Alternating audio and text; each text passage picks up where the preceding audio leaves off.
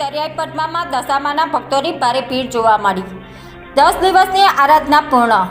ભાવભીની આંખો સાથે માં દશામાને વિદાય। શ્રદ્ધા, આસ્થા અને ભક્તિથી ભરેલા 10 દિવસ બાદ આજે માં દશામાના વ્રતની પૂર્ણાહુતિ થઈ રહી છે।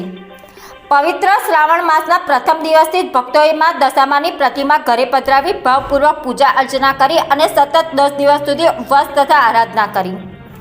10 દિવસ સુધી માતાજીના નામના જયઘોષથી ગુંજતા ઘરોમાં આજે વિસર્જનનો ભાવુક માહોલ જોવા મળ્યો।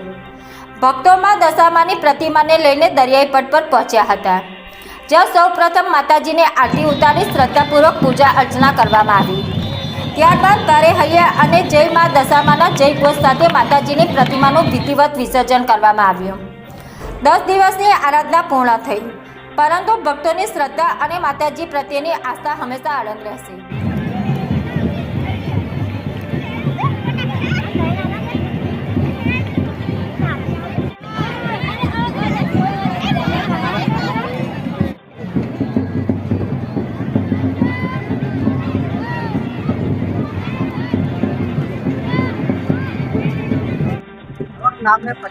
મારું નામ કિંજલબેન છત્રસિંહ પડિયાર છે। હું અહીં દુવારણ ગામમાં રહું છું।